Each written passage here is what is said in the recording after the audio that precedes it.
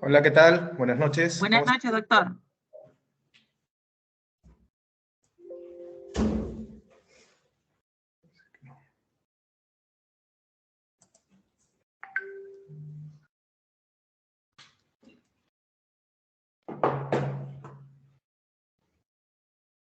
Hola, ¿me escuchan?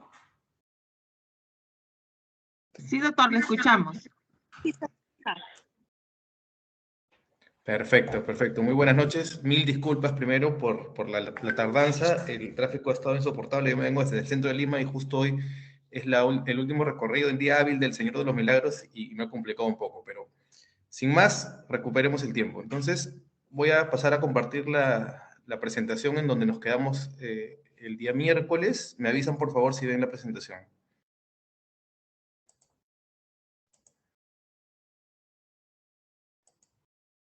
¿La ven? Sí, sí, doctor, se puede observar. Perfecto. Un segundito, solo un poquito de volumen aquí. Ya está. El día de miércoles, si mal no recuerdo, y salvo que ustedes me alerten sobre el tema, nos quedamos, bueno, ya habíamos, a manera de repaso también rápidamente, habíamos hablado de las fases para el desarrollo de los proyectos APPs, habíamos quedado en que existen 5 fases, cada una con su particularidad, cada una con sus hitos y con actores propios, que si bien es cierto se pueden repetir, tienen funciones bastante especializadas en el marco de estas fases, ¿no? Habíamos hablado del planeamiento y la programación, habíamos visto que lo más importante del planeamiento es quizás el IMIAP, que es el Informe Multianual de Inversiones en APPs, que es la cartera de proyectos priorizada, lo que la entidad considera que puede ejecutarse como proyecto APP, ¿no? Y en la programación principalmente están los compromisos presupuestales, aquellos compromisos presupuestales que se exige por parte de la entidad rectora, que es el MEF, con los que debe contar las entidades para poder costear el proyecto APP, porque como bien decíamos en la primera sesión, si bien es cierto, el mecanismo de APP le permite a la entidad pública acceder a un financiamiento que no tiene, eso no quiere decir que en el marco de la APP tenga que desplegar ciertos gastos, ¿no? Porque es una asociación público-privada con derechos y con obligaciones que deben cumplir.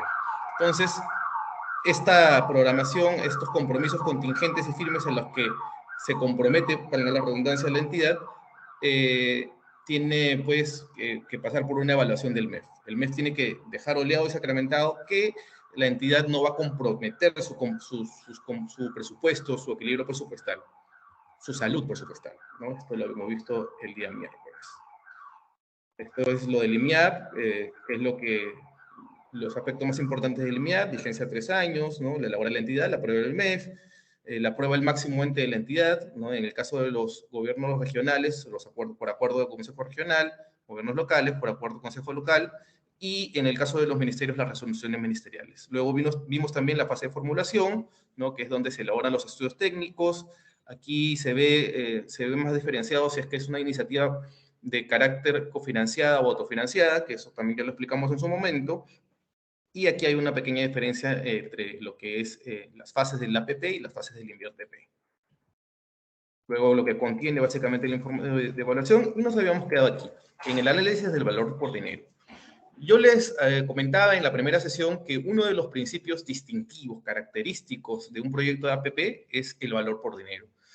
Básicamente, y de manera bastante genérica, podemos decir que el valor por dinero es lo que responde para los otros aspectos de la vida, otros aspectos de la economía, si se quiere, no tan específicos como el valor por dinero, el costo de oportunidad. Es decir, lo que yo decido hacer, o por lo que yo decido hacer, voy a dejar de hacer otras cosas, ¿no? El valor por dinero es lo que me va a permitir saber si es que es rentable económica y socialmente ejecutar un proyecto por APP y no por obra pública.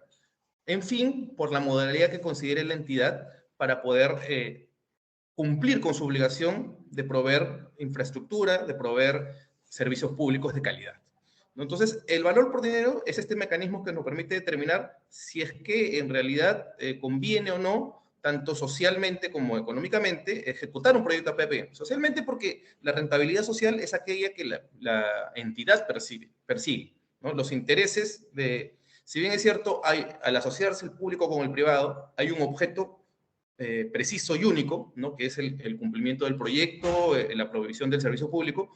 Cada quien tiene sus intereses y eso no es malo, o sea, eso está bien. Cada quien tiene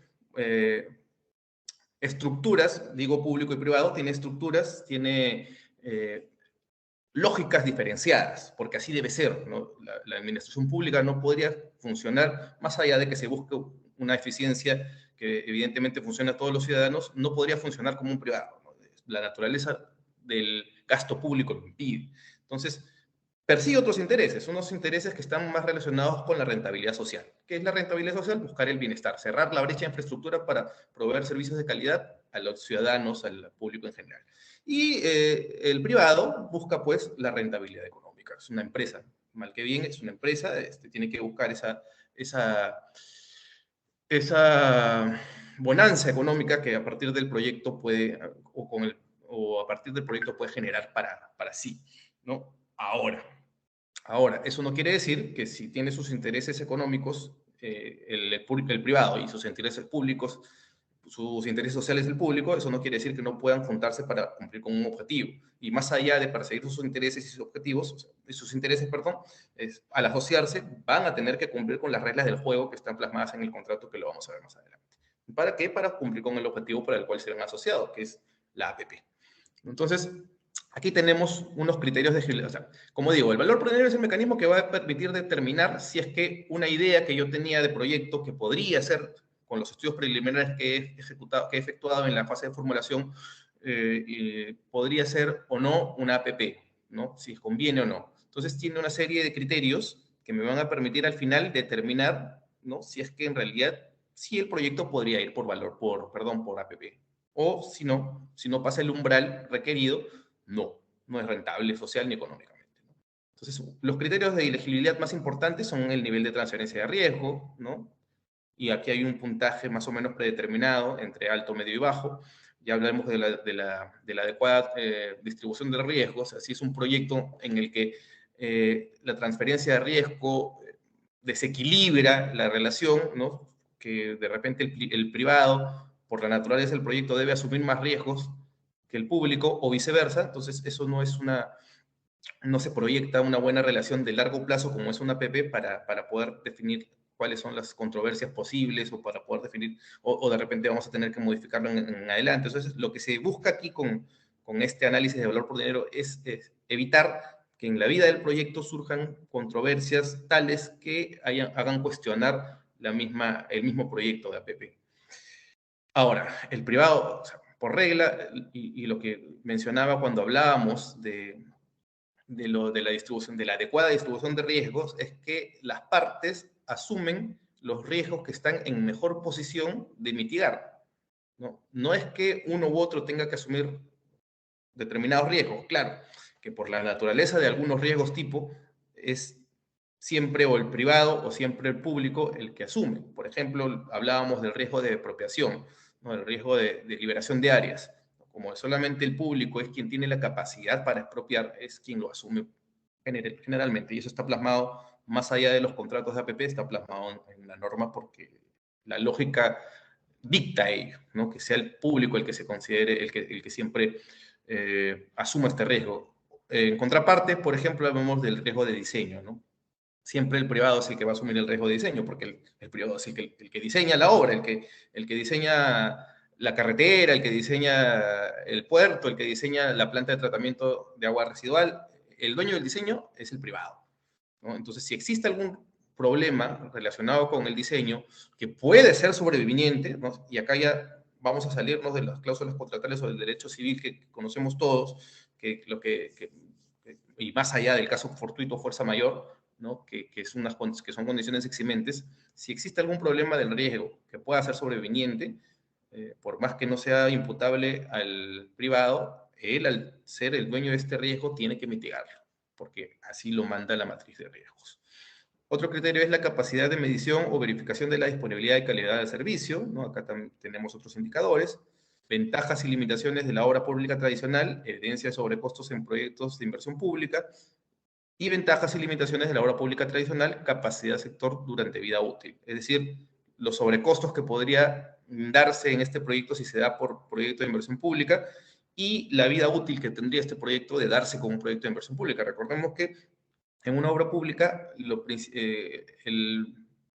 la entidad pública lo ejecuta por sí mismo, sea a través de sus brazos ejecutores o sea a través de la contratación con un privado en el marco de las leyes de contratación pública, ¿no? Pero este proyecto tiene la particularidad de que se ejecuta y se entrega, ¿no? Luego el mantenimiento y la operación se debería encargar la entidad pública.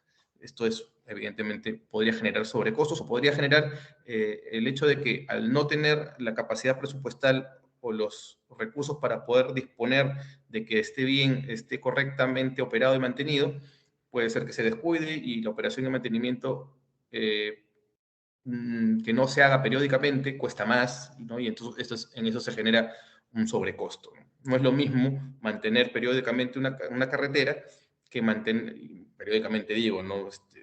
Digamos, una vez al mes, por decir algo. ¿No? Yo no soy ingeniero, algo conozco, pero la periodicidad adecuada de acuerdo al nivel de carretera no la tengo ahora. Sin embargo, existe una periodicidad para evitar que se dañe. Si no se le ejecuta un mantenimiento periódico de tal manera que se eviten daños mayores y se ejecuta mantenimiento de vez en cuando, cuando hayan recursos, entonces eso hace que el mantenimiento sea mucho más costoso, lo que implica un sobrecosto también. Tamaño del proyecto que justifique los costos del proceso de aprobación de APP. Aquí también hemos hablado que una APP tiene por característica tratarse de proyectos grandes, ¿no? Precisamente la lógica de por qué debería ser un proyecto grande es porque precisamente el público no tiene los recursos para poder proveer esa gran mega obra, esa gran infraestructura de la que puede valerse a través del privado, ¿no? Entonces, este es un análisis que también va a arrojar si es que es conveniente o no ejecutarlo por APP. Competencia por el mercado, es decir, uno de los principios también de la APP es que es la competencia, ¿no? No es que el privado presente su idea de proyecto ante la entidad pública la acoja y le diga, bueno, sí, te lo adjudico porque es un proyecto que yo necesito, que está en mi MIAP y que además sale por APP, entonces tú lo vas a hacer. No, hay una etapa que vamos a ver ahora mismo, más adelante, que es la etapa de transacción, que es la apertura al mercado. Una vez que yo ya tengo la idea de proyecto priorizada, que he hecho los estudios preliminares, que he analizado que sí debe ir por APP, luego de eso yo la declaro de interés y la saco al mercado, ¿no? Donde el proponente, si es que es una iniciativa privada, porque recordemos que también puede ser una iniciativa estatal, donde el proponente va a participar como uno más. Ya vamos a ver adelante qué pasa si es que puede, o sea, pues podría perder la obra, qué ejemplos hay. La obra, bueno, el proyecto, digo, de APP. Factores relacionados al éxito del proyecto, esto es un tema más técnico, ¿no? O sea, y esto está relacionado a que si, por ejemplo, yo quiero ejecutar por APP una planta de tratamiento de agua residual, una PETAR, como la que tiene, por ejemplo, el lago Titicaca.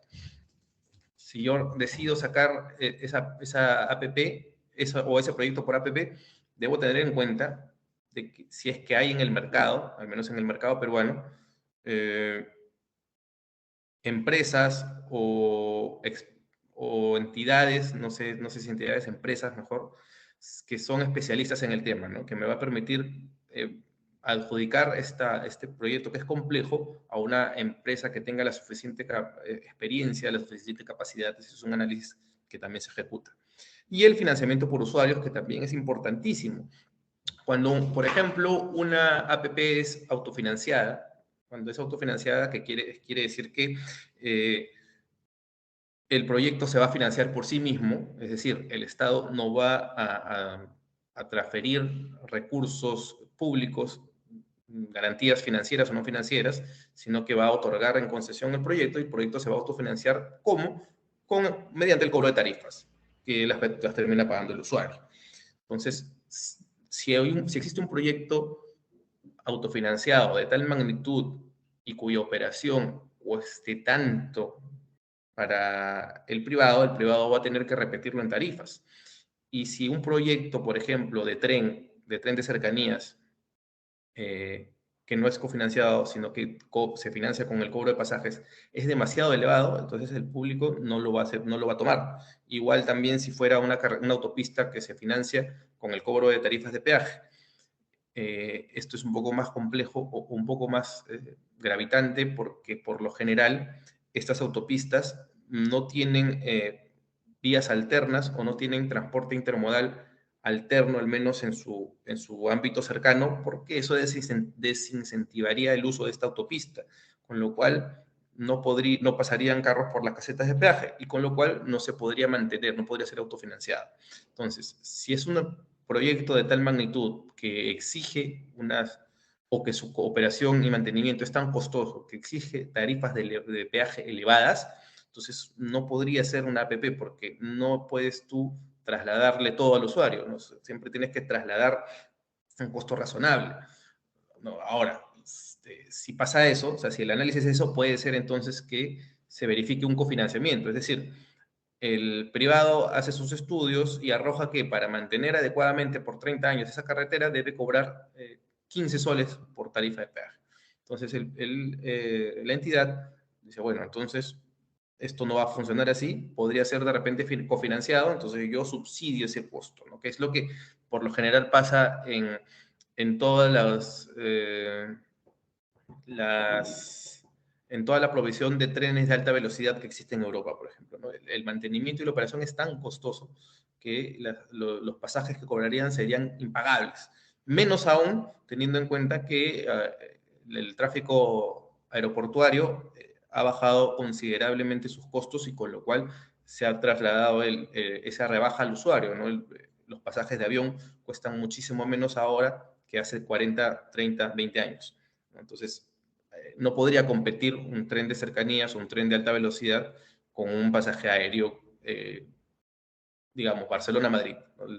El tren de alta velocidad de Barcelona-Madrid costaría, si es que no lo subsidia el Estado a través de un cofinanciamiento, costaría muchísimo más, tanto más que sería, o sea, que no se usaría para nada, ¿no? Preferiría siempre irse por el tema aeroportuario, por los aviones, al fin y al cabo, ¿no? Entonces, esos son los criterios más importantes por los cuales se determina o se analiza si es que un proyecto es viable por APP o no. Entonces, aquí habíamos dicho que en la formulación, o sea, que, bueno, cada fase, permítanme retroceder, tiene su hito, ¿no? Aquí están, cada fase tiene su hito, ¿no? En el planeamiento de programación, su hito es el informe multianual de inversiones, ¿no? Una vez aprobado el informe multianual de inversiones, se pasa a la formulación. La formulación, el hito de la formulación, mejor dicho, es el informe de evaluación, donde interviene la entidad, el OPIP, que puede ser la misma entidad, parte de la misma entidad, y el MEF, ¿no? En el IMIAP solo interviene el CEPIP, que es el Comité de Promoción de Inversión Privada, que es el que se forma para poder determinar que una idea de proyecto puede ir por APP, y el MEF que va a evaluar los compromisos, ¿no? Aquí no, aquí interviene el OPIP, la entidad y el MEF. Entonces, volvamos a donde estábamos. En el informe de evaluación, que es el hito de la fase de formulación, ¿quién lo elabora? Lo elabora la OPIP, que es el organismo de promoción de la inversión privada, proinversión a nivel de ministerios, de sectores, o alguna entidad al interior de los gobiernos locales y gobiernos regionales si tuviera organismos especializados o si lo determinase así, ¿no? Por ejemplo, la Municipalidad de Lima tiene su propio OPIP, que es la Gerencia de Promoción de la Inversión Privada, que es aquella que se encarga de llevar todos los procesos de promoción de la inversión privada en el marco del ámbito de la ciudad de Lima. Entonces, OPIP, quien elabora el informe y lo envía a la entidad. Aquí se dice envía a la entidad porque o sea, si es un proyecto que corresponde a un sector, el OPIP, que es por inversión, lo envía a la entidad que sería el área usuaria, digamos, ¿no? Si es por ejemplo, una planta de tratamiento de agua residual, para decir como un ejemplo, lo tendría que enviar al Ministerio de Vivienda, Construcción y Saneamiento. No, lo elabora y lo envía a la entidad. La entidad es quien lo aprueba, lo aprueba el máximo ente o el máximo órgano de la entidad titular, que evidentemente en un ministerio es el ministro y su consejo, ¿no? A través de una resolución ministerial. En un gobierno regional es el Consejo regional, que está compuesto por el presidente regional y sus regidores, o sus consejeros, mejor dicho, y en los gobiernos locales, que sí es el alcalde y sus regidores quienes componen el Consejo Metropolitano, perdón, el Consejo Regional, estoy pensando en Lima, el Consejo Metropolitano es cuando es solo Lima. Entonces, ellos son quienes aprueban. El máximo organismo de la entidad es quien aprueba el OPIP. Lo aprueba, tiene un plazo de 30 días hábiles máximo para enviarlo al MEF, y el MEF se encarga de su aprobación final, ¿no? Plazo máximo 15 días hábiles. Aquí quizás este término pueda confundir un poco aprobación final porque no es en realidad una aprobación, o sea, simplemente es la opinión de que los recursos, porque claro, el MEF no va a entrar a ver, el IMIAP se compone de dos grandes cosas, ¿no? El IMIAP se compone de la cartera de proyectos y de los compromisos que yo necesito para esos proyectos, ¿no? El informe de evaluación, ¿no?, es una réplica, pero a nivel de un solo proyecto. O sea, en el informe de evaluación yo ya estoy evaluando uno de estos proyectos que estaba en el IMAP. Estoy evaluando uno de estos proyectos para ver si este proyecto que yo he considerado en el IMAP que puede ser APP, estoy llevándolo efectivamente a analizar si es que puede salir por APP. Entonces, el MEF no va a evaluar el proyecto, porque puede ser un proyecto que no sea de su especialidad económico-financiera. Va a evaluar precisamente los aspectos económico-financieros, los compromisos contingentes y firmes a los que se sometería la entidad de sacar este proyecto por APP. Entonces, no es una aprobación, no te aprueba el informe de evaluación, pero sí opina favorablemente, y sin esa opinión favorable yo no puedo continuar, ¿no? Esa opinión favorable sí es vinculante y opina en el marco de sus competencias económico-financieras para evitar que la entidad pueda, o mejor dicho, la entidad corre el riesgo de desbalancearse presupuestalmente hablando, ¿no?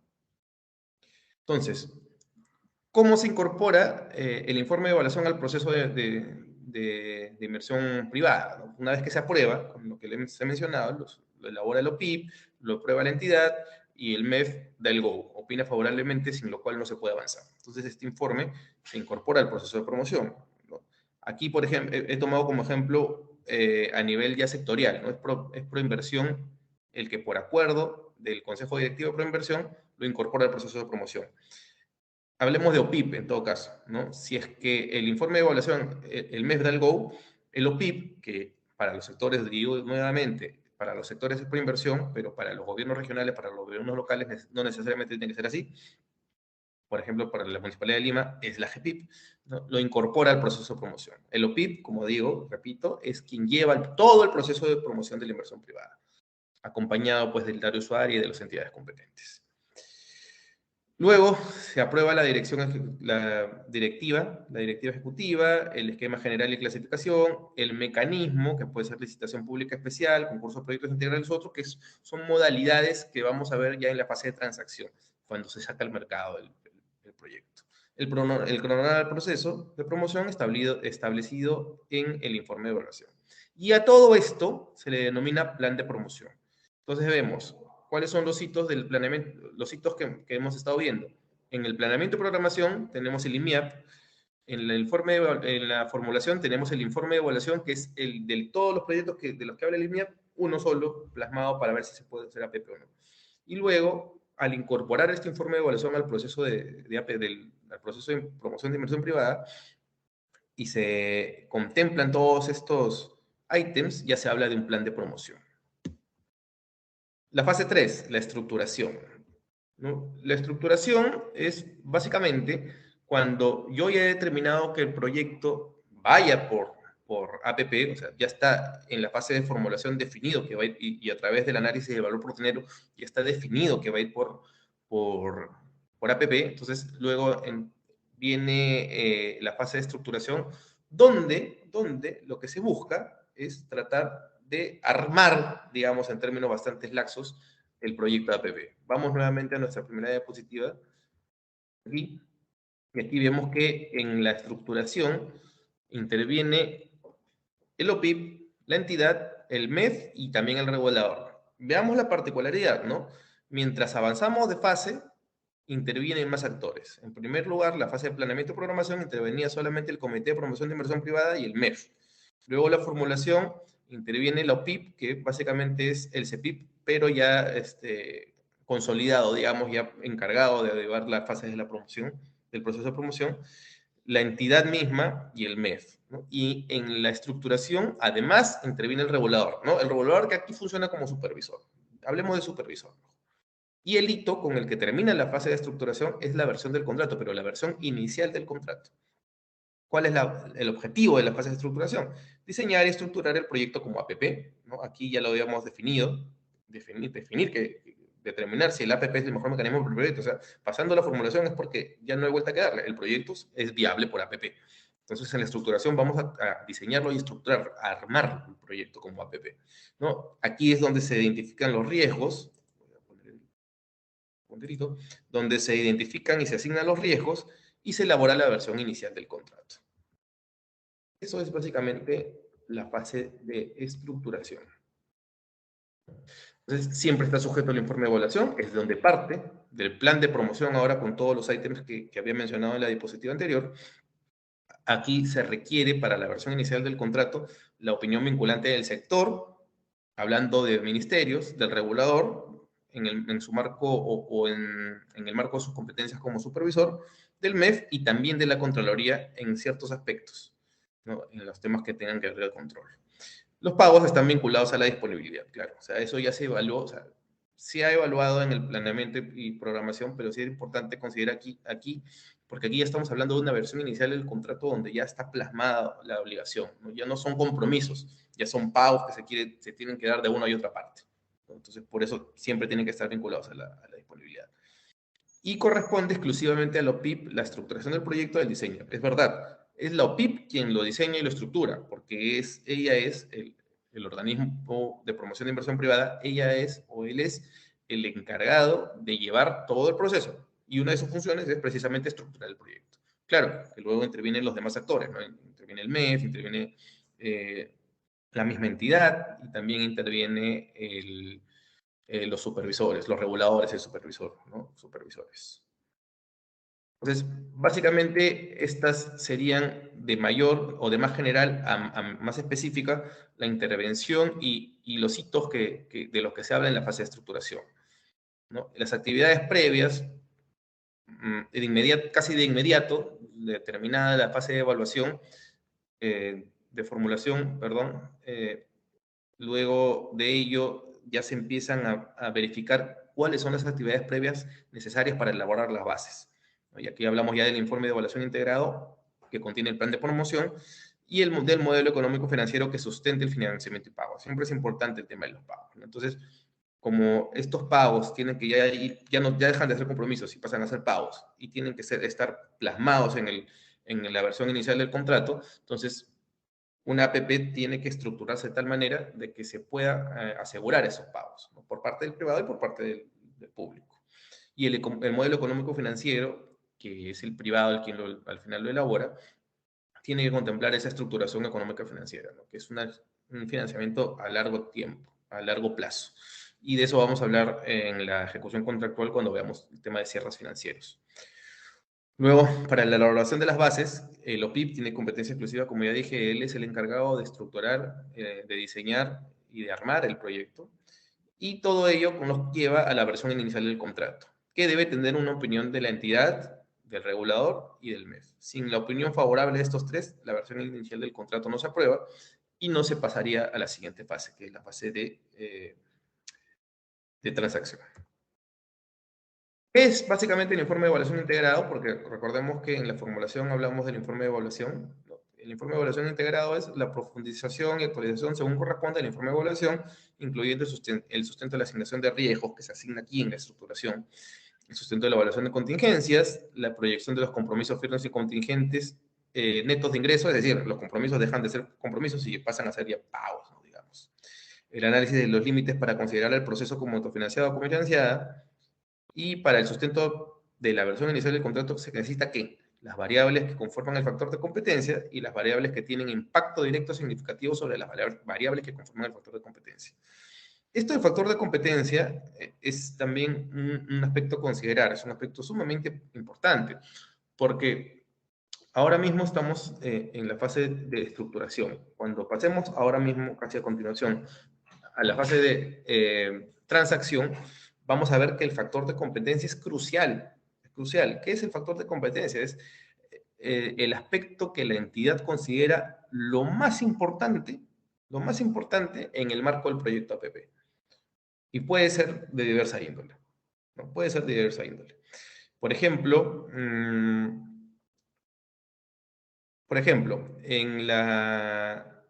el proyecto Vía Expresa Sur, que está ahora mismo paralizado, el factor de competencia era establecer bueno, todos sabemos que por la vía expresa pasa el metropolitano. Entonces, la continuación de la vía expresa, además de los carriles, también contemplaba un carril segregado, continuación del metropolitano, desde donde quedaba la estación de Flores, creo que es la última, en Barranco, hasta la Panamericana Sur. Entonces, el factor de competencia de ese proyecto fue precisamente el carril segregado, ¿no? ¿Quién pagaba o quién ofrecía menor costo por ese carril segregado?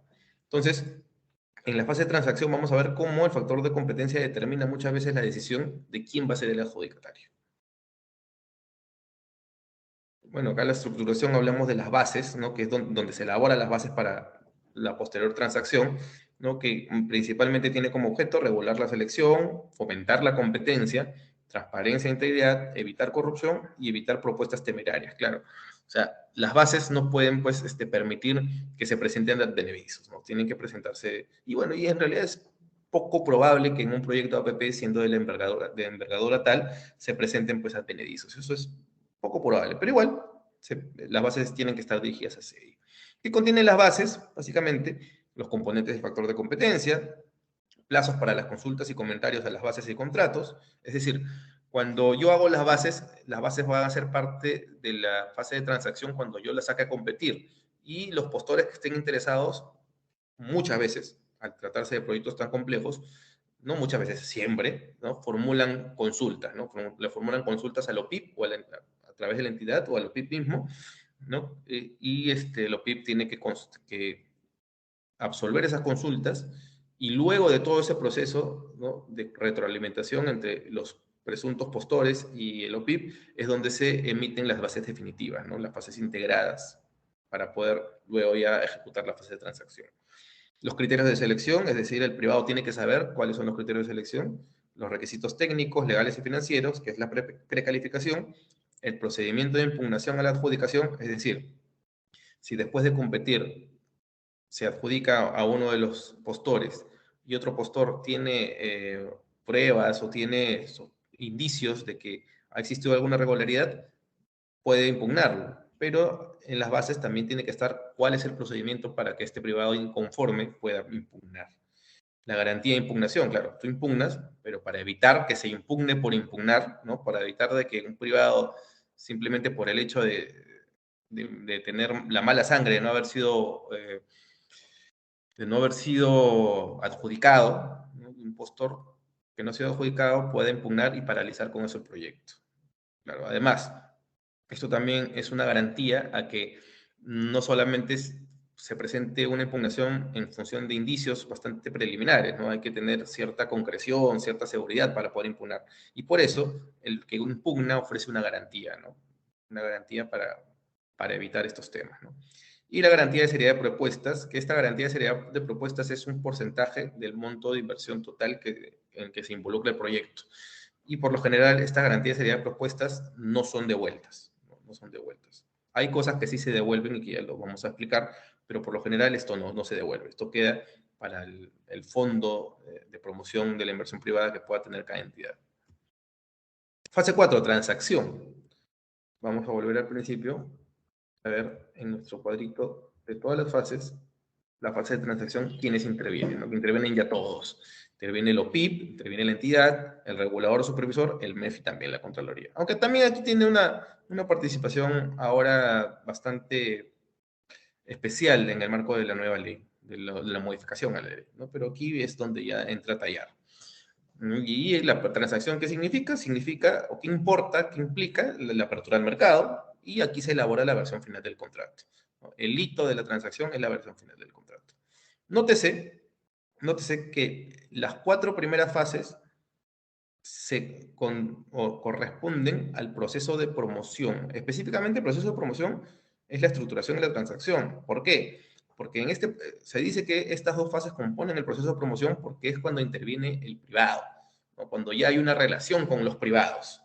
Si bien es cierto, puede tratarse de una iniciativa privada, como digo, la iniciativa privada es presentada, pero tiene que pasar por estas dos fases donde no interviene el privado la presenta, pero el planeamiento de programación lo hace la entidad con el OPIP y con la opinión del MEF, y en la formulación también lo hace estrictamente el OPIP con la entidad y el MEF, ¿no? El privado en estas dos fases no interviene, no hay relación con el privado, por más que pueda ser una iniciativa privada, una iniciativa presentada por el privado. Y aquí, en estas dos, es cuando empieza ya la relación con el privado. Por eso se dice que es el proceso de promoción. Y aquí en la estructuración además se forman las bases para poder luego sacarlo a competencia. Entonces, por eso se dice que esto es específicamente proceso de promoción, pero en general se habla del proceso de promoción de todo, ¿no? Entonces, aquí, tras estas 4 fases, ya se termina el proceso de promoción y si bien es cierto, la ejecución contractual también se considera como una fase para el desarrollo de proyectos, ya no sería tanto proceso de promoción, porque aquí ya se suscribe el contrato y ya se pasa a la operación y mantenimiento, ¿no? Entonces ya no existe ya un tema de principios de competencia, etcétera, ¿no? Aquí ya hay un contrato y existe propiamente el APP y ya empieza la relación entre el privado y el público. Volvamos a la transacción. Básicamente, la transacción pasa por estas pequeñas etapas, ¿no? Donde se convoca y promueve, ¿no? Sale un aviso de convocatoria, sale promoción del proceso, pueden haber roadshows, incluso cuando sobre todo la iniciativa es estatal, ¿no? Luego se interactúa con los postores, aquí como decía, hay consultas a las bases o a la versión inicial del contrato, pueden haber incluso reuniones en el marco de la transparencia, no se trata de reuniones subrepticias ni tampoco en la oscuridad, ¿no? Sino que son reuniones institucionales, ¿no? Entonces, eso no tiene absolutamente nada de malo. Como decía, y por si no queda quizás claro, en el tema de la transacción ya es la salida al mercado. O sea, una vez que yo planeé y programé, una vez que yo evalué y una vez que yo formulé, ¿no? El proyecto, lo tengo como APP, entonces puede ser de iniciativa privada o iniciativa estatal. Una vez que pasan ya estas 3 fases, yo la saco a transacción, que quiere decir yo la saco al mercado. Yo tengo la idea de proyecto, ya tengo que sé que va a ser proyecto de APP, ¿no? Y por más que haya sido una iniciativa privada, yo la saco a competencia, ¿no? Donde aquel que presentó la iniciativa privada va a ser uno más de los postores. Podría ser el único si no se presentan interesados, pero no necesariamente. Podría incluso perder la oportunidad de ejecutar la iniciativa privada que él mismo ha presentado, lo cual podría ser paradójico e irónico, pero la APP está estructurada bajo el principio de competencia, con lo cual está bien que sea así, porque claro, si yo presento una idea de proyecto, presento una iniciativa privada, y esta iniciativa privada en la convocatoria de promoción se saca al mercado, los postores interesados pueden decir, oye, a mí me interesa, ¿no? Pregunto, consulto, veo qué es lo que se necesita y, pues, si me conviene, presento una propuesta. Quizás mejorando la propuesta del mismo presentante. Entonces, si es así, entonces podría ganarla, podría adjudicársele a él. Claro, que el que presentó la iniciativa privada se le tienen que reconocer algunos costos, ¿no? Porque, claro, evidentemente sería injusto que él presente y al final, si no lo va a ejecutar, pierda todo lo que ha invertido en esta iniciativa privada, que no es poca cosa, ¿no? Porque ha tenido que elaborar estudios, ha tenido que ejecutar gastos y costos que al final son reconocidos por este nuevo postor, por este adjudicatario, ¿no? Pero ya me fui muy adelante. Hablemos entonces, como digo, el proyecto APP sale al mercado, hay un aviso de convocatoria, hay una promoción, que son los roadshows. Los roadshows son los institucionales, donde, por ejemplo, una entidad que tiene un proyecto que va a sacar a convocatoria, cita institucionalmente, cita a los expertos en la materia, a los expertos digo, a las empresas especializadas en la materia, ¿no? A las empresas especializadas para presentar el proyecto, ¿no? A ver si es que por ahí hay algún interesado que pueda incorporarse a este proceso de transacción. ¿Qué pasa? Pasa y muy seguidamente. Entonces aquí, como digo, es la interacción con los postores, la consulta de las bases, de los contratos, las reuniones institucionales. Luego hay una precalificación legal, técnica y financiera, ¿no? Porque luego de las consultas, las bases y las reuniones, entonces ya saneamos la lista de quiénes son los postores. Y esos postores pasan por una precalificación, que tiene que ser legal, técnica y financiera. Luego están en las versiones, a partir de ahí, y teniendo en cuenta las bases integradas y lo propuesto por los otros postores, ya se van elaborando las versiones finales de las bases y del contrato. A partir de ahí, bueno, aquí no es que se elabore la versión final del contrato, es una propuesta de versión final del contrato, porque no llegaría a ser versión final del contrato, que ojo, no confundamos, esto es versión final del contrato, pero no quiere decir que esta vaya a ser la versión que se llegue a firmar. Esta es la versión final del contrato en el marco del proceso de promoción. Podría cambiar, y ya vamos a ver por qué. Esta versión final del contrato se somete a la entidad, a la opinión previa de estas entidades, ¿no? De la misma entidad, porque recordemos que quien lo elabora es la OPIP, teniendo en cuenta todo esto, del regulador o supervisor, del MEF y de la Contraloría. A partir de la versión final del contrato, en el marco del proceso de promoción, se presentan las propuestas. Hay propuestas técnicas, propuestas económicas por parte de los postores. Y se selecciona por parte de la entidad la mejor oferta según los factores de competencia, ¿no? Que es el factor de competencia que es lo que definimos en la fase anterior de estructuración. Y una vez se haya seleccionado la mejor oferta, se otorga la buena pro y se le adjudica al postor que presentó la mejor oferta y es con quien se va a suscribir el contrato, la versión final del contrato en el marco de una APP. No sé si hasta aquí hay alguna pregunta.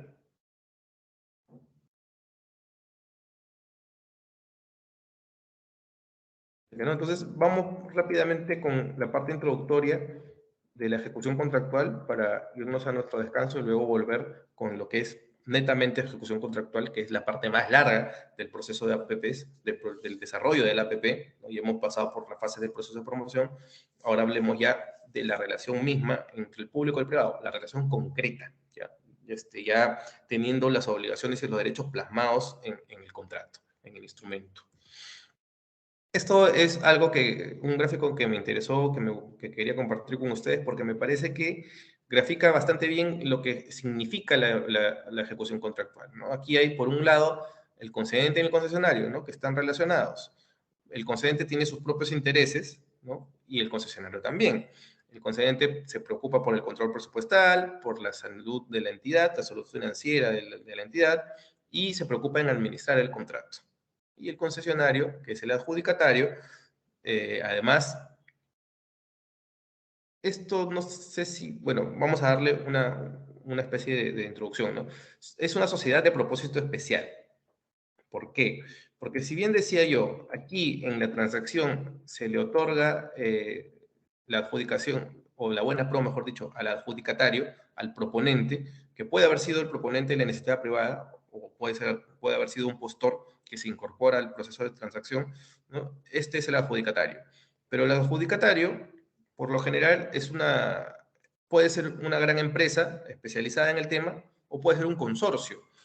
Consorcio que ustedes saben, son varias empresas que se juntan para presentar una sola propuesta, ¿no? Y empresas, por ejemplo, cuando son proyectos bastante complejos que requieren bastante experiencia, bastante expertise, una sola empresa no lo cubre, pero una empresa especializada, digamos, en ingeniería, se junta con una empresa financiera y con una constructora, forman un consorcio exclusivo para este proyecto y presentan en conjunto, como consorcio, una propuesta, una oferta.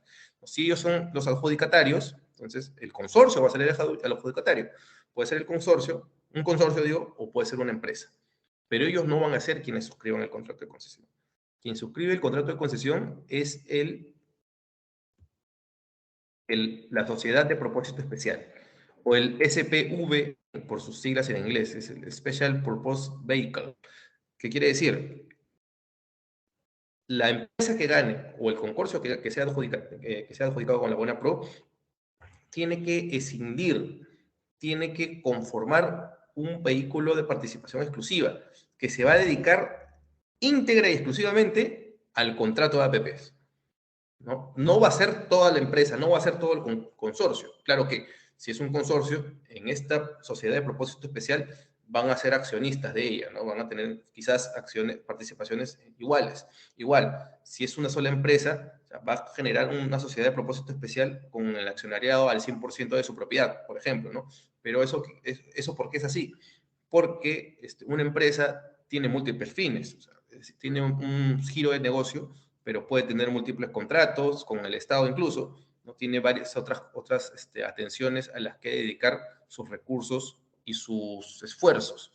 Entonces, lo que se busca a partir de la constitución de una sociedad de propósito especial es que esta empresa que ha sido adjudicada con la Buena Pro destine a través de este SPE los recursos financieros, económicos, legales, técnicos, específicamente al contrato de APP, ¿no? Más allá de que esta empresa tenga otras cosas, otros contratos, a partir de esta sociedad de propósito especial es donde se va a ocupar solamente de la ejecución contractual de este contrato, a la redundancia, ¿no? Y bueno, el concesionario es quien se encarga de las obras y de la ejecución de obras y de la operación y el mantenimiento.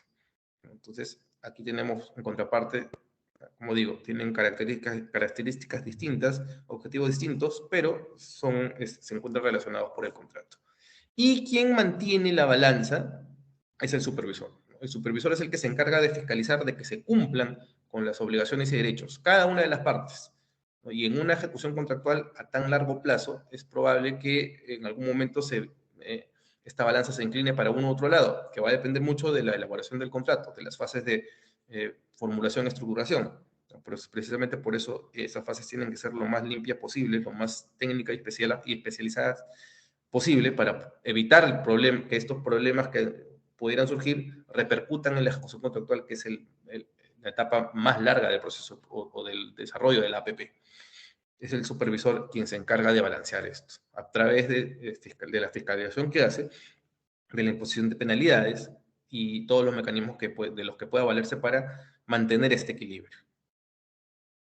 Aquí, rápidamente, vamos a hablar de las entidades o de los roles de los actores de los que hablamos en la sesión pasada en el proceso de APP, ¿no? Aquí el MEF, en el planeamiento y programación, ¿no?, hace la asistencia técnica, las necesidades de intervención, identificación de proyectos y presupuesto referencial, ¿no? Esta es la participación del MEF en el planeamiento y programación.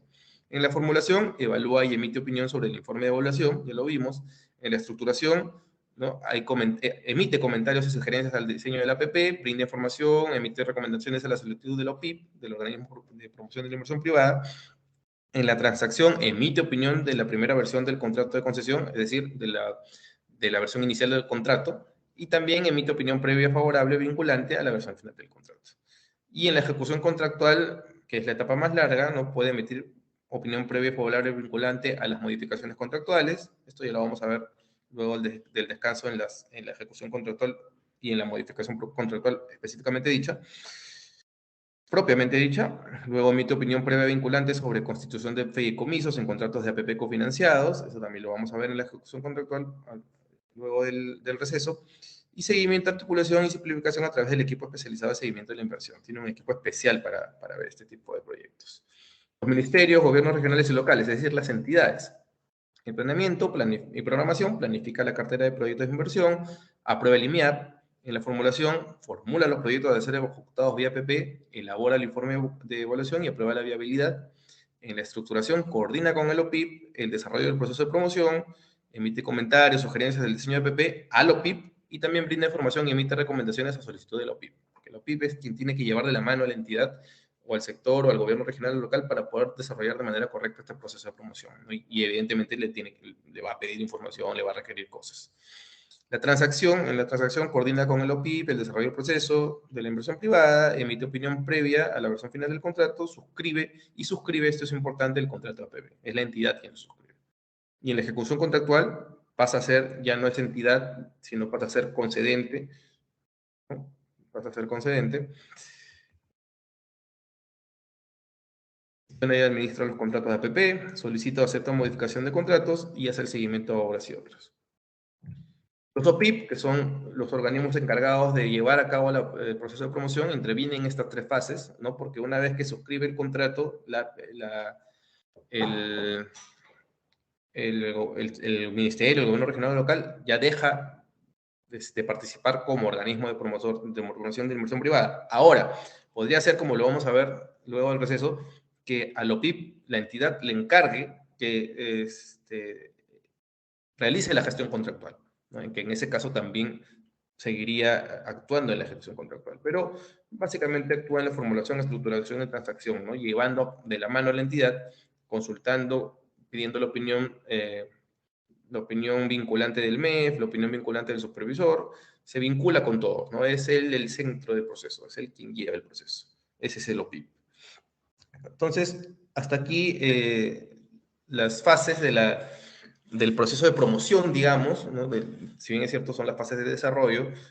He dejado para la última sesión, además de algunas otras cosas que también quiero mostrarles, he dejado la ejecución contractual, que es la fase más larga, más problemática, digamos, si se quiere, y también más rica en temas de análisis. No sé si hasta aquí hay alguna pregunta.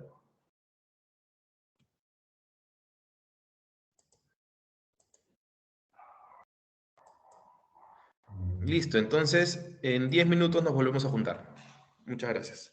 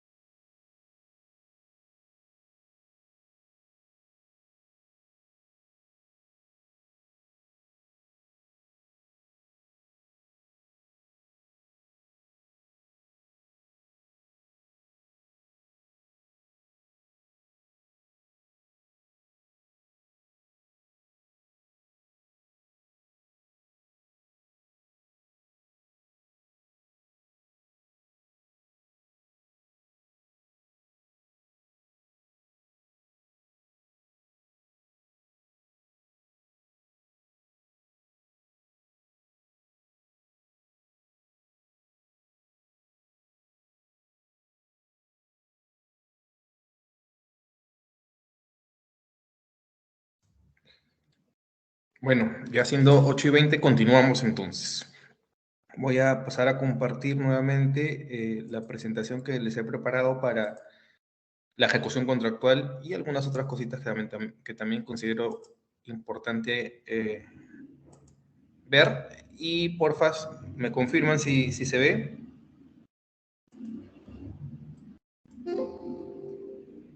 ¿Se ve? Sí, sí, se graba. Genial. Sí, se ve, doctor. Genial. Muchas gracias. Entonces, sigamos pues con la ejecución contractual o gestión contractual, como me gusta más decirla. Porque en realidad, en puridad no hay, o sea, no todo es ejecución en la gestión contractual. También importa algunos otros mecanismos, algunas otras acciones que ya vamos a ver. Esta es básicamente una estructura contractual típica, ¿no? Es un esquema donde podemos ver más o menos cómo se desenvuelven, cuáles son las relaciones, ya una vez suscrito el contrato de APP, contrato de concesión, ¿no? En el cual se vinculan el Estado y el privado, ¿no? El inversionista. Aquí vemos, o sea, ¿no? Con el puntero, aquí vemos, ¿no? Que es el Estado por un lado y el inversionista por otro. El inversionista es el SPV, el que les había comentado, el Special Purpose Vehicle, o sea, es el vehículo exclusivo que se va a relacionar con el Estado, que se va a necesariamente necesaria y exclusivamente ocuparse de este contrato de APP, ¿no? Por más que tenga un accionariado perteneciente a la empresa que, por ejemplo, puede haber sido adjudicada con la buena pro. Ejemplos. Las concesiones de Lima, que son las que yo más conozco, ¿no? Vías Nuevas de Lima, son las Panamericanas, Línea Amarilla, Evitamiento y el túnel Línea Amarilla, tienen su SPV, ¿no? En Línea Amarilla es Limex, Lima Expresa, ¿no? Que antes se llamaba Línea Amarilla, que ahora es Limex, Lima Expresa, ¿no? Que es con quien se relaciona la entidad que es la Municipalidad de Lima exclusivamente, ¿no? Ellos tienen su propia estructura, sus propios funcionarios, perdón, sus propios actores, ¿no? Que se encargan de la ejecución contractual, de cualquier otro tipo de controversia que pueda surgir al interior del contrato, pero a su vez, si a quien se adjudicó este proyecto no fue Lima Expresa, que es el vehículo de participación exclusiva, el SFD, fue en su momento, si no me equivoco, la brasilera OAS, ¿no? Que luego tuvo todo este problema de corrupción, transfirió su participación a los Vinci, a los franceses, a Vinci Highways, que es el propietario mayoritario, por no decir exclusivo, que tiene 99.999% de propiedad de las acciones de Lima Expresa, que es Vinci Highways, ¿no? Que es el gran transnacional francés. Entonces, vemos que es diferente, ¿no? El que gana, vamos a ponernos en el supuesto que OAS no hubiera pasado por los problemas de corrupción, ¿no? Y siguiera siendo propietaria del SPV. Entonces, vemos que el adjudicatario es uno y el que se encarga de la gestión contractual por parte del privado, del inversionista, es otro. Es como que un organismo, ¿no? Se desprende de este organismo que tiene que tener una autonomía ya propia, tanto legal como económico-financiera, que se va a ocupar exclusivamente del contrato de APP, ¿no? Entonces, aquí estamos viendo que en la relación Estado-inversionista, pues está el cofinanciamiento, de acuerdo con el proyecto, el financiamiento de capital, financiamiento de deuda, las penalidades que le impone el Estado al inversionista, ¿no? El inversionista se relaciona a su vez de manera horizontal con sus accionistas y con sus acreedores. Esto lo vamos a ver en el cierre financiero. Siempre el SPV, el vehículo de participación exclusiva, va a tener acreedores permitidos, que son aquellos quienes garantizan que el contrato o el proyecto se ejecute de manera adecuada durante todo el plazo de la concesión o de la APP, los 30 años, los 40 años. Ellos son los que responden financieramente por eso. Y por eso son actores importantes en el tema de la gestión contractual. Los accionistas son quienes dotan de capital a la inversión, de su casa matriz, ¿no? Ellos no intervienen quizás mucho en la gestión contractual. Igual ellos tampoco directamente, pero estos acreedores permitidos son los cruciales. Y los accionistas, bueno, de cara al inversionista, sí, de cara al SPV, pero no tanto como para el contrato de concesión. Si, por ejemplo, surgiera un problema y el accionista mayoritario o principal del inversionista cae, o sea, precisamente una de las cosas que se pretende evitar con eso es que ante la caída de un accionista por temas de corrupción, por temas de quiebra, etcétera, el SPV siga funcionando, ¿no? Tiene los recursos adecuados para ello y por eso también puede recurrir a los acreedores permitidos, ¿no? Entonces, sí es importante la relación accionista-inversionista, pero precisamente esta decisión está hecha para evitar que cualquier problema del accionista afecte el contrato de concesión o el contrato de APP. Y este inversionista, a su vez, tiene otras relaciones ya a la interna suya, ¿no? Que es que le van a permitir cumplir con sus obligaciones en el marco del contrato de concesión. Para mi Estado, el responsable es el inversionista, claro, pero este inversionista, como no necesariamente tiene que tener la expertise completo, o sea, digo, propiamente dicho, o sea, lo puede contratar y eso debe poder hacerlo en función de la estructura financiera, en función de su estructura financiera, pero no necesariamente tiene que tener un brazo perenne para ocuparse de obras de ingeniería o etcétera. Por lo general lo tiene. Por lo general lo tiene y por la magnitud de APPs, de lo que es una APP, lo tiene. Pero acá, bueno, se relaciona con contratistas de construcción, con contratistas de operación y mantenimiento, que no necesariamente son parte del SPV. Igual, si hay algún problema por operación de mantenimiento o construcción, yo Estado le reclamo a él, porque él es mi obligado en el contrato, pero él puede valerse, pues, de estas contrataciones,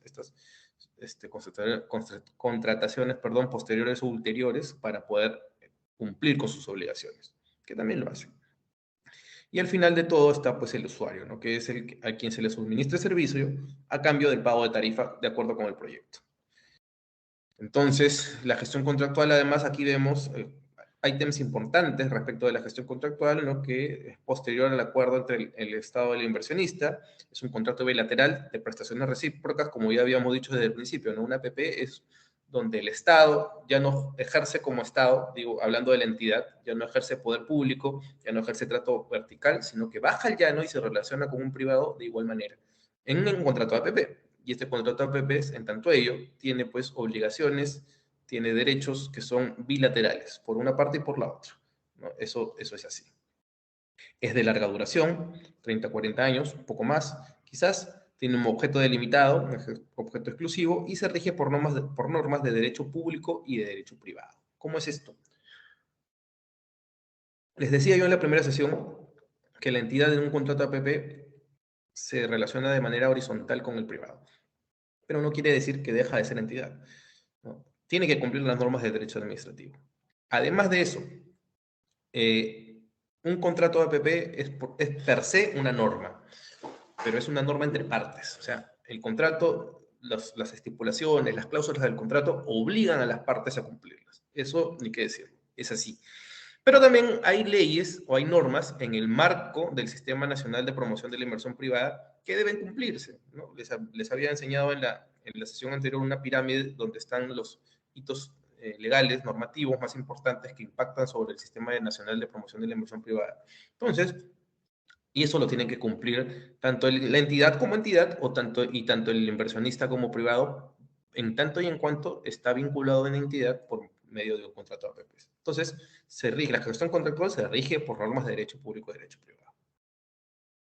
La ejecución contractual entonces comprende todo el periodo de vigencia del contrato de APP, bajo responsabilidad de la entidad pública titular del proyecto. Asimismo, comprende el seguimiento y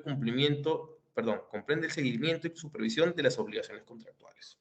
Toda la vida del contrato, bajo administración, el contrato lo administra la entidad a través de un órgano especializado, o puede que se lo encargue a la OPIP incluso, ¿no? Que es la titular del proyecto. Ella decide cómo gestiona su contrato, ¿no? Y en contraparte tiene al SPV, al privado.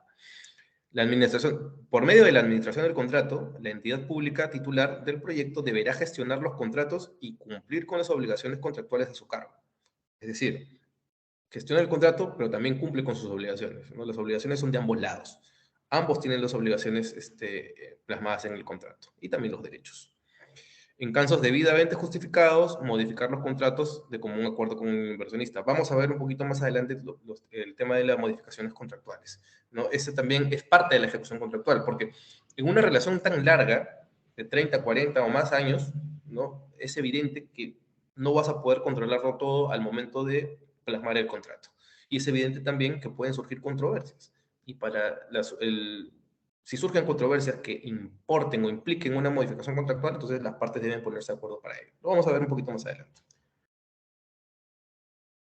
hacen efectivas las penalidades derivadas del incumplimiento del contrato, salvo que dicha función haya sido asignada o delegada al organismo regulador respectivo. ¿Cierto? Les mencionaba que el privado tiene la obligación de mantener el proyecto bajo unos índices mínimos de serviciabilidad.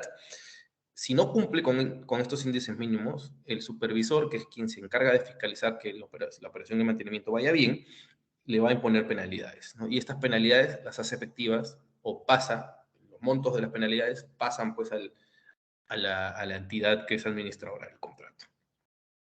Declarar la suspensión o caducidad anticipada del contrato cuando concurran las causales previstas en el mismo. O sea, aquí vamos a ver también los aspectos relevantes a la terminación del contrato y ahí vamos a ahondar sobre ello.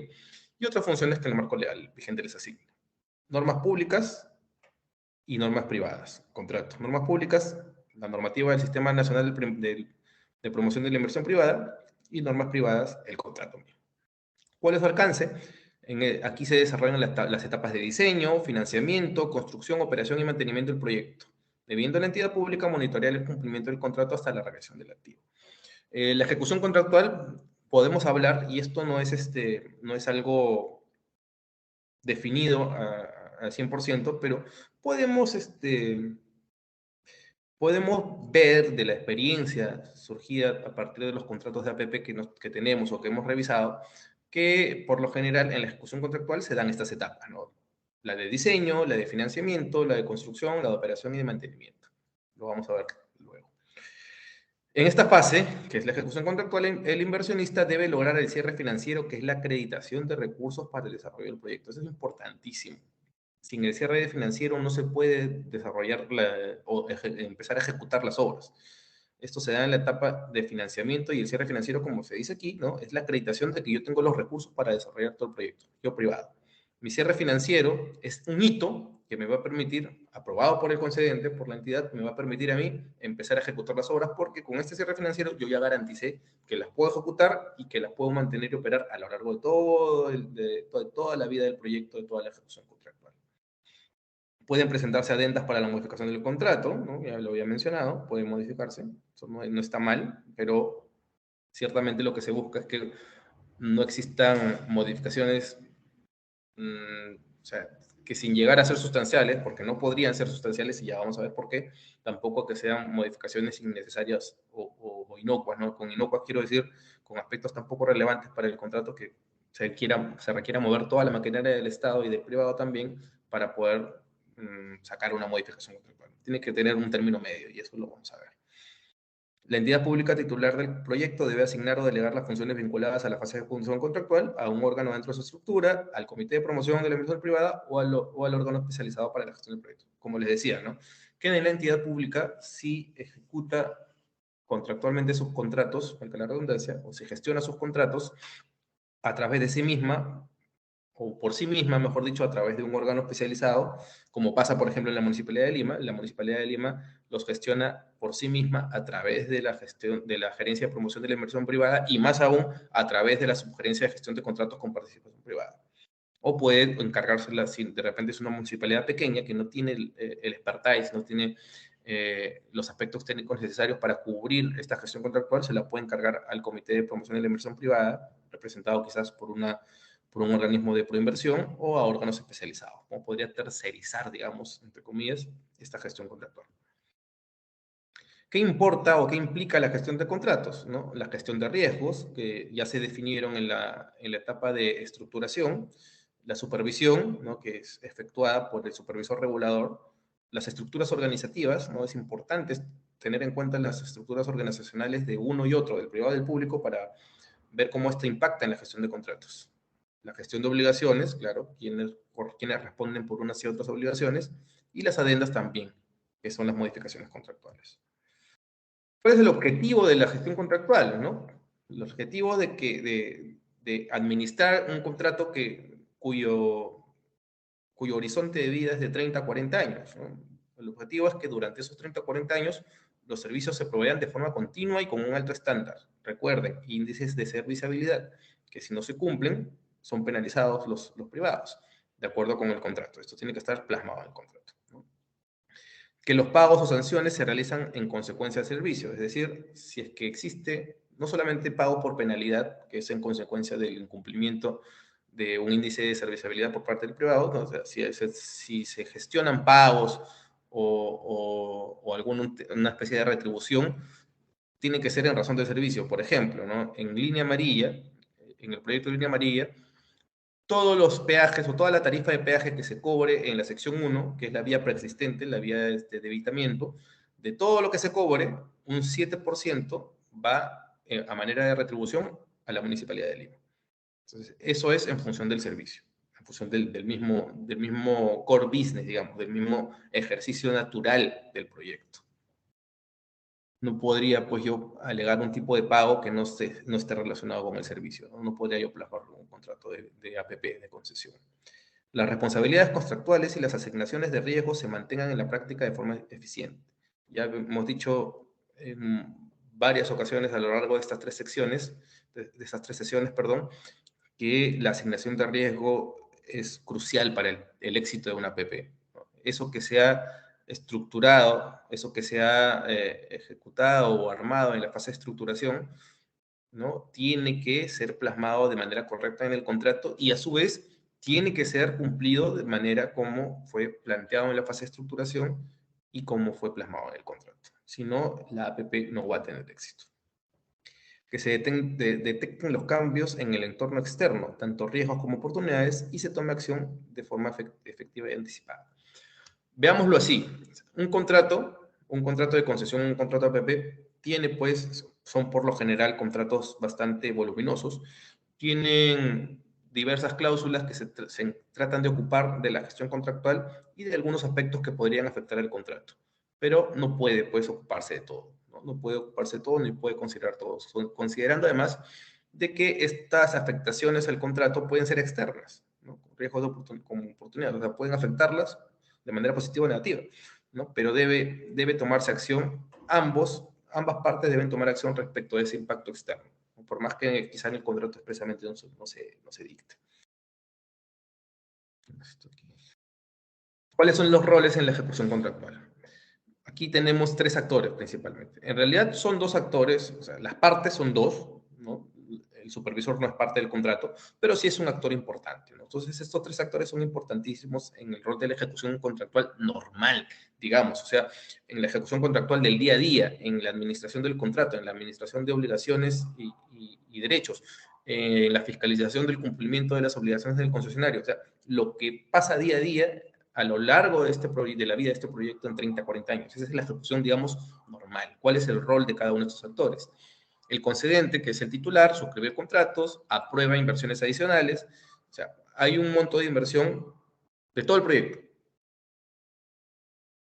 Pero en la ejecución del mismo puede detectarse que hay circunstancias que obligan a una inversión adicional, ¿no? Eso lo plantea el concesionario y obviamente si es necesario, después de la evaluación, lo aprueba el concedente y se ejecuta esta inversión adicional. Por lo general, esta inversión adicional del concesionario es costeada por el concedente, ¿no? Pero esos son casos bastante específicos. Las obras adicionales, los aspectos quizás que están por encima de lo planteado en el contrato, y esto pasa también probablemente porque como es un contrato de 30 a 40 años, al año 10 o al año 15 pueden surgir algunos cambios que, si bien es cierto, no han estado contemplados en el contrato, puedan ser mejor para el proyecto, pueden hacer mejor el proyecto. Entonces, estas inversiones adicionales, depende del interés de cada uno, puede a veces compensarla al concedente, pueden costearla a los dos mismos, o puede incluso el concesionario comprometerse a costearla, ¿no? Porque es en su beneficio también, ¿no? Pero igual lo tiene que aprobar el concedente. Por ejemplo, si yo tengo un cruce a nivel, o sea, un intercambio vial a nivel que se llama, ¿no? Que es simplemente un cruce bien estructurado a nivel, ¿no? Y llega un momento, y yo no he contemplado obras por demanda en el contrato, y llega un momento en el que este cruce a nivel ya es insostenible, se forman cuellos de botella, el tráfico es insostenible y eso perjudica la labor del concesionario porque más adelante está saliendo está su caseta de peaje, qué sé yo. Entonces el concesionario puede plantear transformar ese intercambio vial a nivel en un intercambio vial a desnivel, que es como un segundo piso, para que pase por arriba, para que pase por abajo, y ya no haya esta confluencia de tráfico, ¿no? Si le conviene al concesionario, lo puede plantear y lo puede ejecutar a su costo. No está planteado en el contrato, ¿no? Pero él lo está haciendo porque le conviene, y también le conviene ciertamente a la ciudad, al país, al concedente, al fin y al cabo. Entonces lo aprobaría, ¿no? Porque es un ejemplo de inversión adicional. Las adendas, ¿no? Se encarga de elaborar o de ejecutar o de suscribir las adendas, que son los instrumentos mediante los cuales se modifica el contrato, hace el seguimiento de las obligaciones, se fija por su capacidad presupuestal, se encarga de los pagos y también declara la caducidad, que lo vamos a ver luego. El concesionario se encarga de elaborar los EDIs. ¿Qué son los EDIs? Son los estudios definitivos de ingeniería, que es donde se plasma el diseño del proyecto, el diseño principal del proyecto. Ejecuta las obras, evidentemente, gestiona la operación, ejecuta el mantenimiento y devuelve el activo una vez declarada la caducidad. Una vez terminado, después de los 30 o 40 años que dura el proyecto, que dura el contrato, los bienes que ha podido ejecutar el concesionario revierten a la entidad, pasan a la entidad. Esa es la norma, esa es la regla.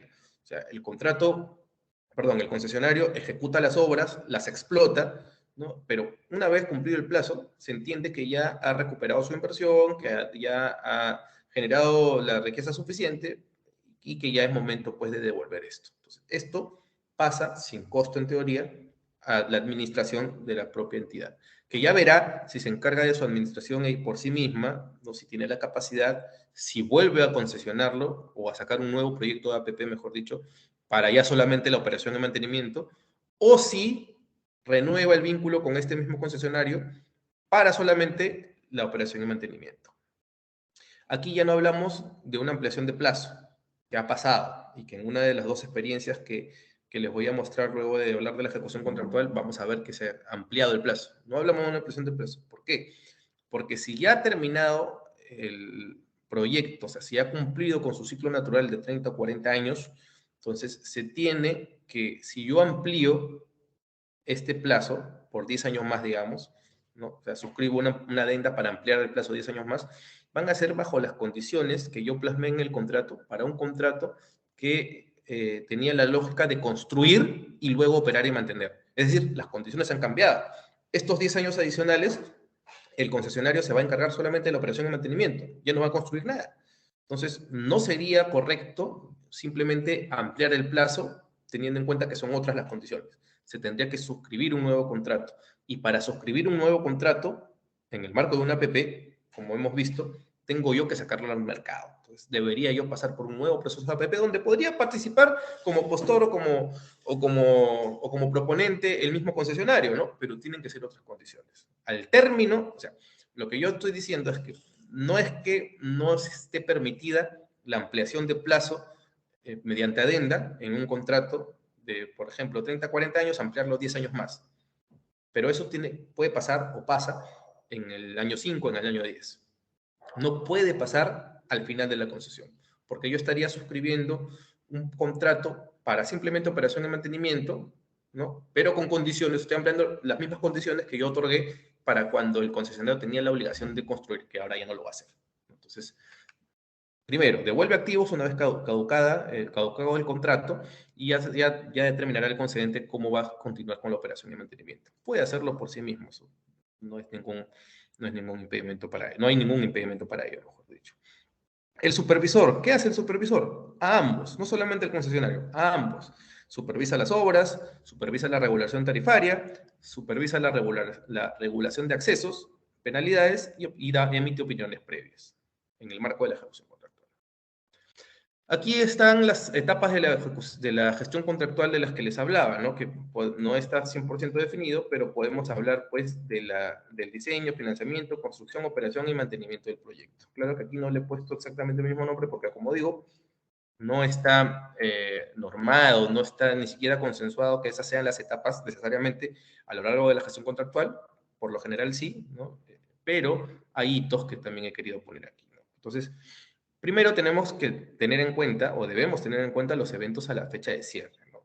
A la fecha de cierre, ¿qué quiero decir con esto? O sea, una vez aprobada la versión final del contrato y terminada la fase de transacción, otorgada la buena pro, ya empiezan, pues, las actividades previas, preparatorias para la suscripción del contrato. Se constituye el SPV, el Special Purpose Vehicle, o la Sociedad de Participación Exclusiva, que es esta decisión del ganador, del adjudicatario de la buena pro, para con su órgano especializado, digamos, de encargarse única y exclusivamente de este contrato. Ahí se define el capital social, para lo cual hay una autorización del concedente teniendo en cuenta el compromiso a que se somete este privado a lo largo de la vida del contrato, ¿no? Que son los 30 o 40 años.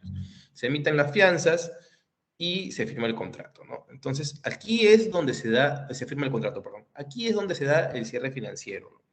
El cierre financiero, como ya les había dicho, acredita, o en el cierre financiero se acreditan los recursos presentes y futuros que son necesarios para la ejecución del proyecto.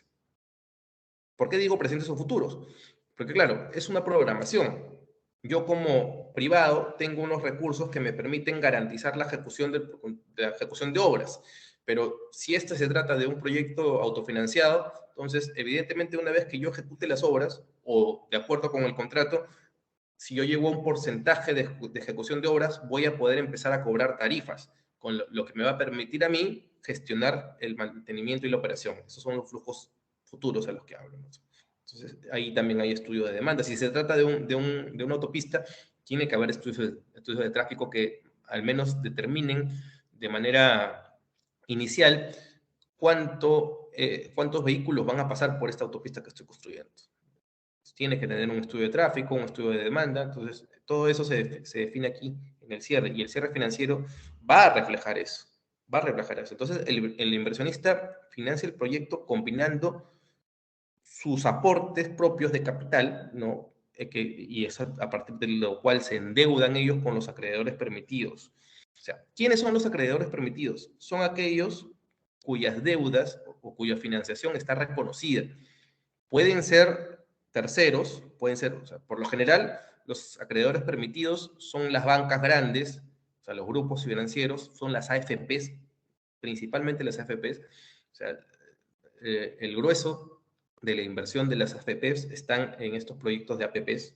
No el grueso, digamos, ¿no? Pero mejor dicho, al revés. O sea, casi todas las APPs, al menos en Perú y en Latinoamérica, tienen un fuerte financiamiento por parte de las AFPs, ¿no? Las AFPs tienen una cartera amplia de inversiones nacionales como internacionales, pero en las APPs yo no recuerdo haber visto alguna APP donde no exista uno de los acreedores, o donde no sea uno de los acreedores, por lo menos uno de los acreedores permitidos, una AFP.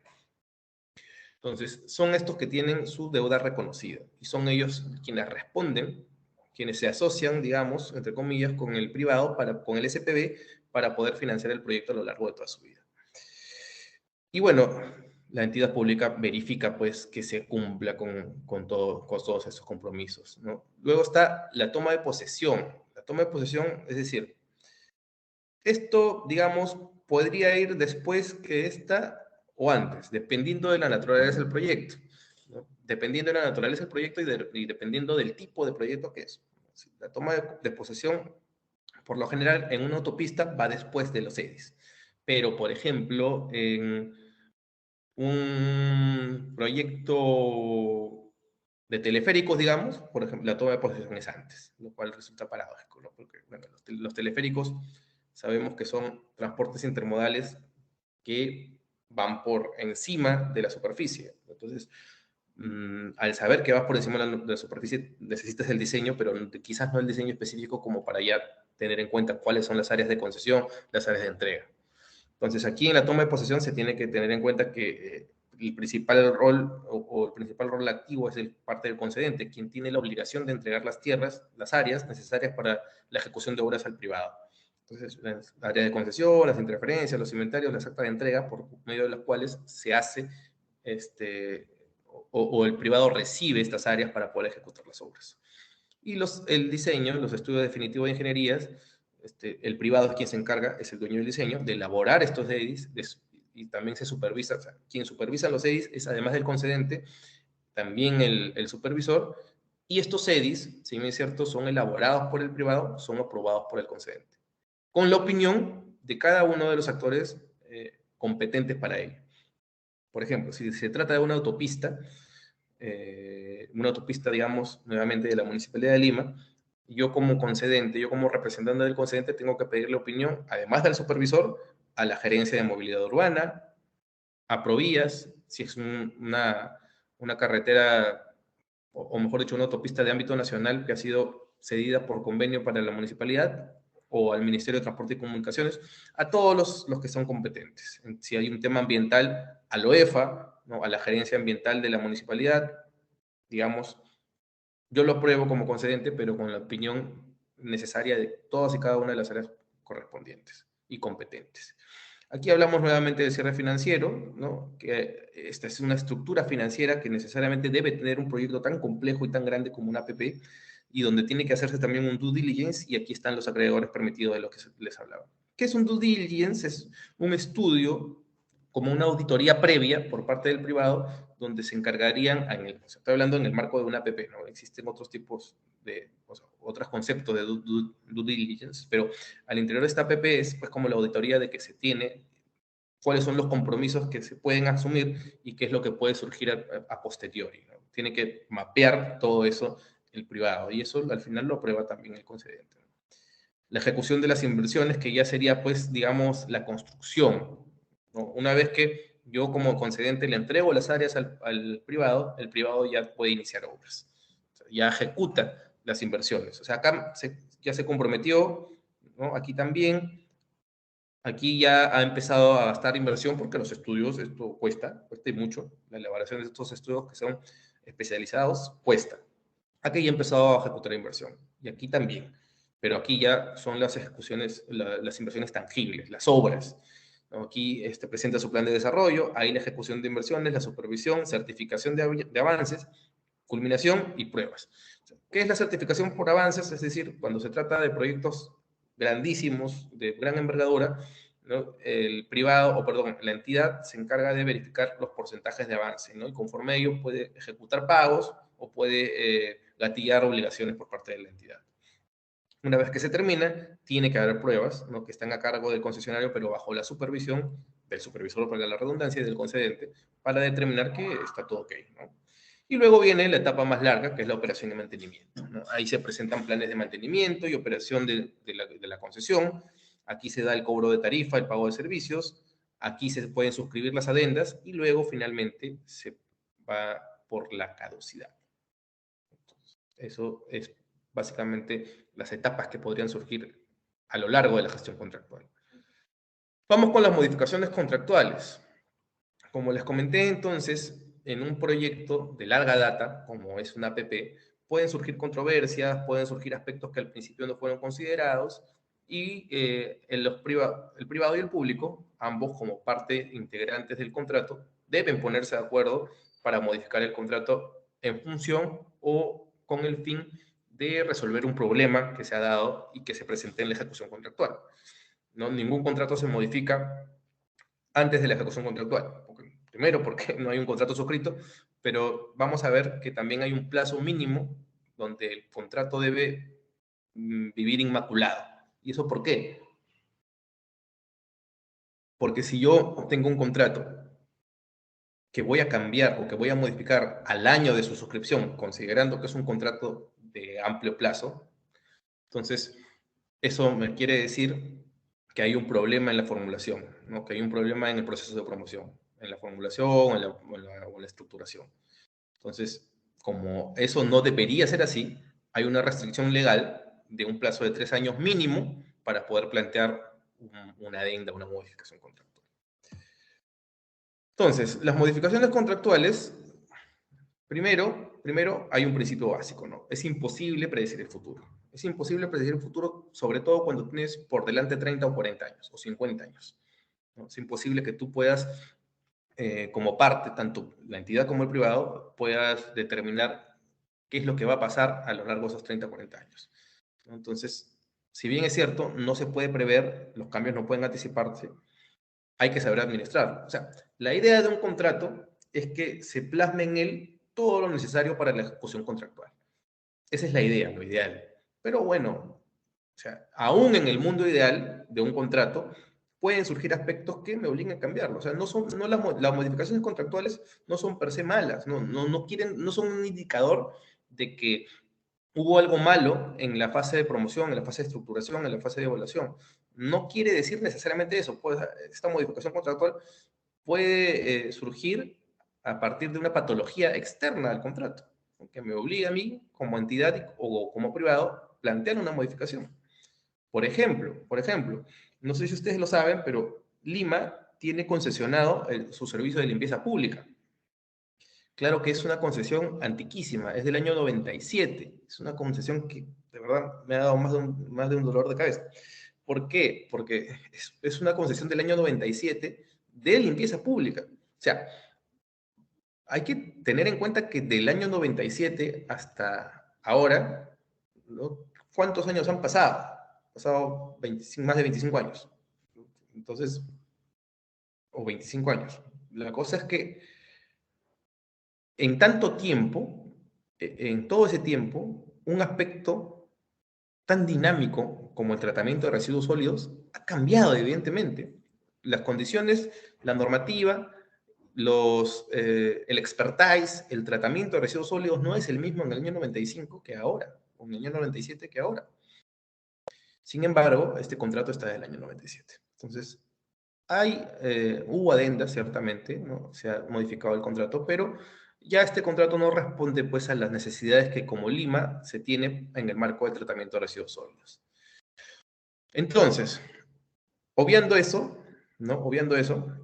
además de eso, por ejemplo, ha surgido una ley, que no sé si ustedes saben, me imagino que deben haber escuchado algo sobre el tema, la ley 31254, que es la ley que prohíbe la tercerización del servicio de limpieza pública de los gobiernos locales. Entonces, a partir de una interpretación, en el marco de una consulta que se le hizo al Ministerio de Justicia, se determinó que esta ley afectaba principalmente a los obreros, que es parte integrante del concesionario. O sea, el concesionario, yo le pago una retribución al concesionario, y digo yo como municipalidad, porque yo gestiono el contrato, pero yo no soy aerosuario, el usuario es la gerencia ambiental. Entonces, a partir de eso, el concesionario evidentemente provee a sus propios trabajadores. Si hay una ley que me prohíbe que me prohíbe tercerizar a los trabajadores, entonces los trabajadores debería sacarlos de ahí y pasarlos a la municipalidad. Entonces, ahí hay unos aspectos en los que se tienen que poner, los tenemos que poner de acuerdo, digo, como municipalidad y como entidad, pero para plasmar lo que dice esta ley, que además es imperativa, tiene que suscribirse una modificación. Tiene que suscribirse una modificación, ¿no? Y en eso estamos. Entonces, lo que quiero decir es imposible, o hubiera sido imposible prever al inicio, a la suscripción del contrato, que iba a surgir esta ley que me iba a obligar a modificar el contrato. Una modificación contractual, como digo, per se no es mala, sino que permite resolver un problema. Claro que, como decía hace unos momentos, si es una modificación contractual presentada al año de suscrito el contrato, sí quiere decir que hay un problema en la fase de formulación, en la fase de estructuración. Pero por lo general, a lo largo de la vida del contrato pueden surgir problemas que no han podido ser controlados o previstos en la fase de suscripción o en la suscripción, y pues importarían una modificación contractual. Entonces, como decía, los cambios no pueden anticiparse, hay que saber administrarlos, ¿no? Las adendas no son actas, esto es importante y ahorita vuelvo sobre eso. Y las adendas no son ni buenas ni malas per se, sino que buscan solucionar un problema. Las adendas no son actas. ¿Qué quiero decir con esto? La ejecución contractual importa inherentemente la suscripción de diversas actas.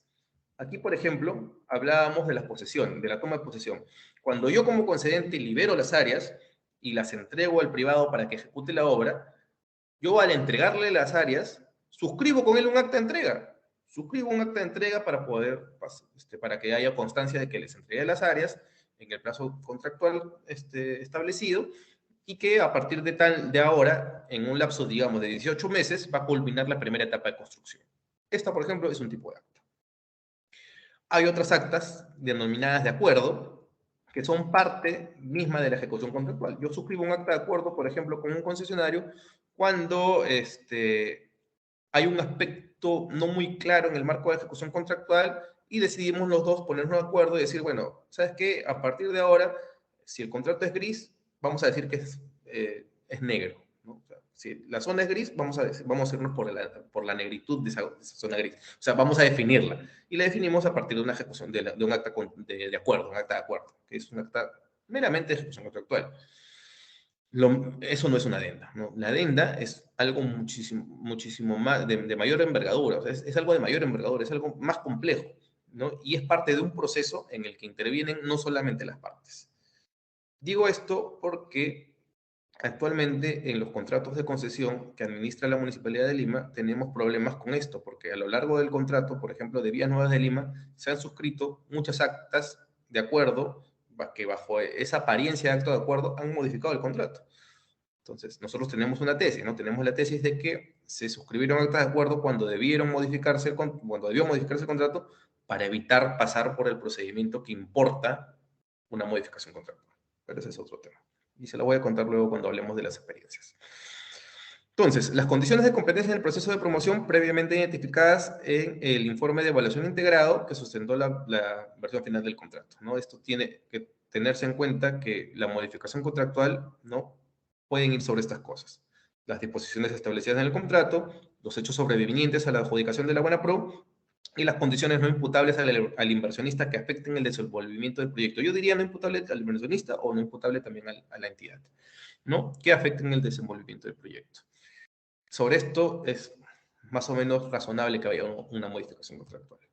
Aquí lo que les comentaba, ¿no? Normativamente, el Decreto Legislativo 1362 establece un umbral de 3 años que prohíbe la modificación contractual, ¿no? Porque si no, eso sería un problema, o sea, sería no admitir, sino que estaría graficando que hubo un problema en la fase de estructuración, en la fase de formulación. Pero hay excepciones, que son 4.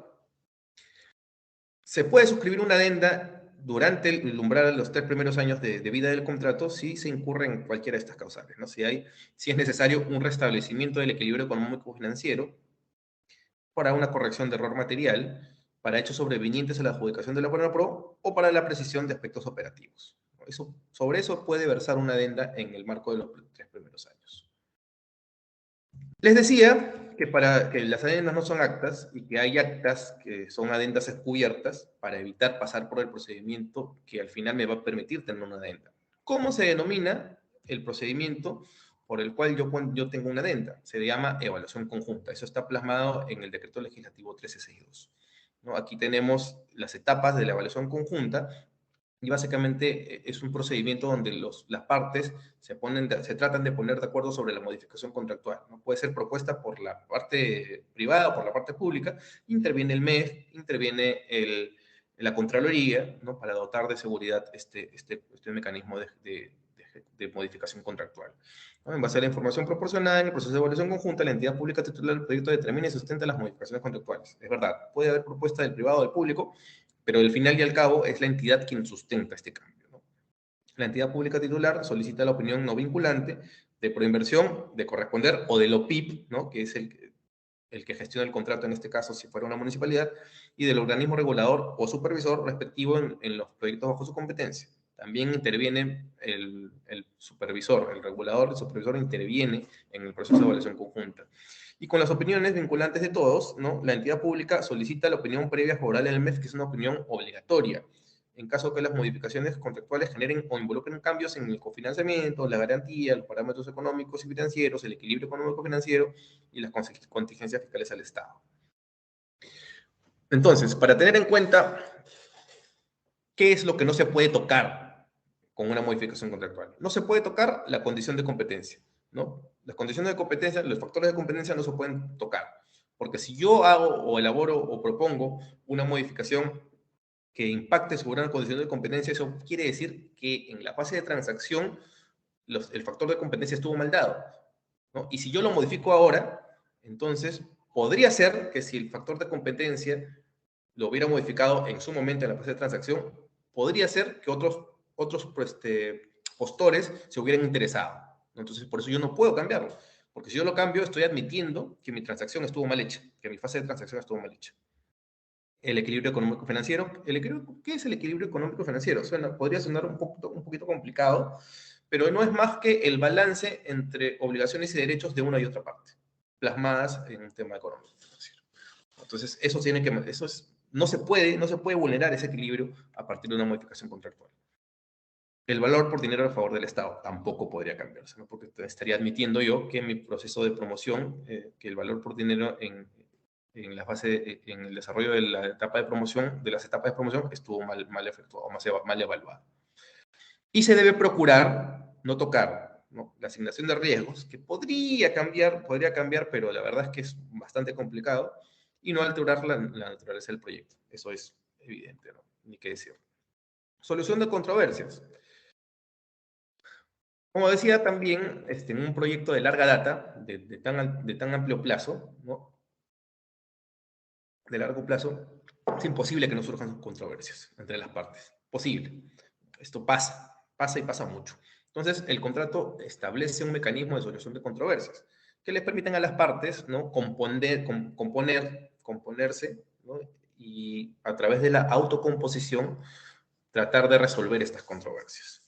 Hay un pequeño mapita que puede graficar cuál es el procedimiento genérico para la solución de controversias, ¿no? Surge una controversia y ambas partes van al trato directo.